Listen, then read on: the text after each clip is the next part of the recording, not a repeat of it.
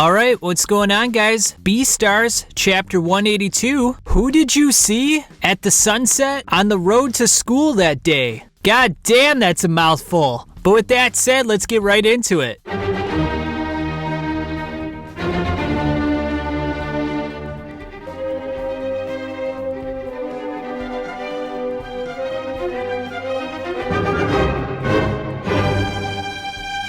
So finally, the long-awaited press conference is actually occurring. Lewis is getting ready to speak, but he's feeling a bit of a twinge in his leg. You know, the leg that he got eaten by Legosi. So now he's got the prosthetic there, but he's getting this twinging feeling, like he can kind of sense that Legosi's in a bit of danger at this moment. But Lewis kind of gives off a little bit of a smile. He seems very confident in Legosi's abilities to take on Melon and the other contestants at the Black Market Alley.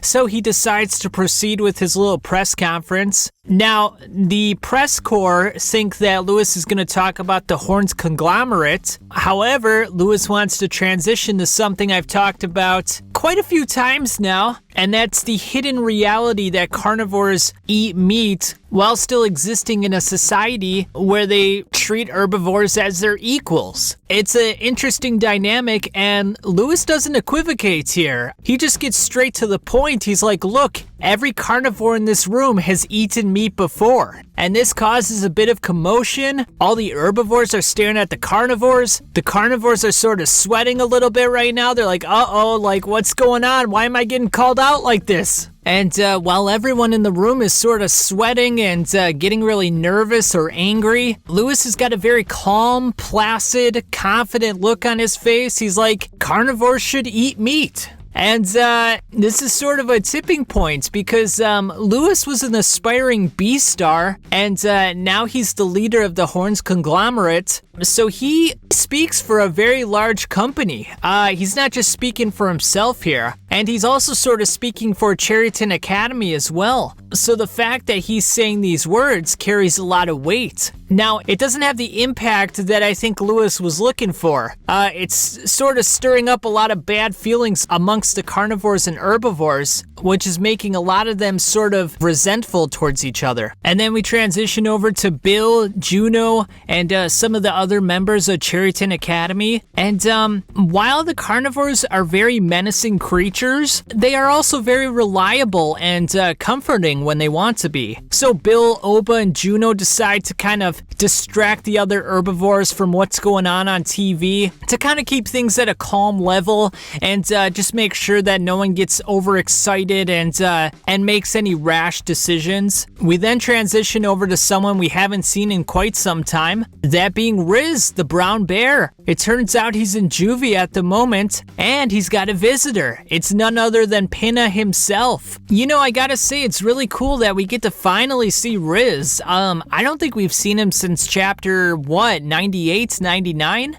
So it's been a while. It's been close to 90 chapters since we've seen him. And this is an interesting little exchange between him and Pinna, because Pinna makes it known that Riz is his first male friend. So that's kind of interesting because, you know, I kind of felt like Legosi might have been his first friend. They were definitely warming up to each other. So I'm not sure if Pinna's just telling Riz this to make him feel a little bit better. Riz obviously doesn't have a lot of companions. I mean, he has the other brown bears, but, you know, he wants to be friends with some of the other herbivores and carnivores at school, and because he's so much bigger and stronger than anyone else, it's kind of hard for him to establish friendships. So I think the fact that Pinna went out of his way to say that they were in fact friends is going to go a long way towards building Riz's confidence and giving him more solid footing going forward in the future and not feeling like he's this evil monster who everyone is just scared of.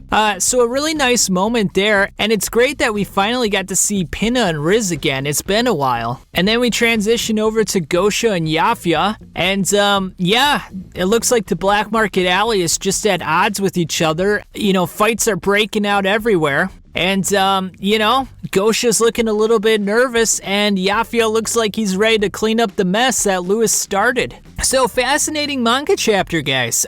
We decided to step away from the fight from Melon and Legosi, which I kind of figured would happen, and I could even see in the next chapter or two, them still stalling things out a bit more, sort of building up that tension a little bit more and ramping up our expectations. So maybe we'll get some more insight into Melon's past. Maybe we'll do some more of the press conference with Lewis. Maybe Yafia's gonna get into a fight at the Black Market Alley with Gosha and some of the other people there. So yeah, it's gonna be interesting. But you know, I think that battle between Legosi and Melon might still be a little bit of ways.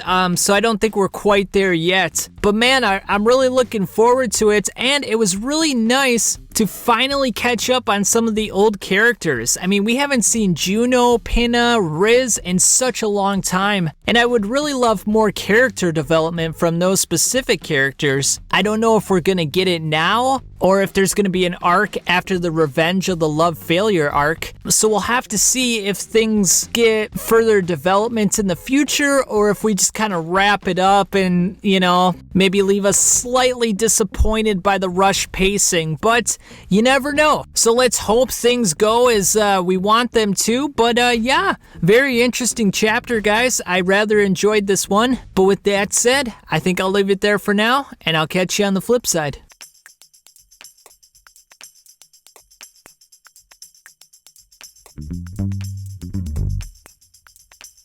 Thank you.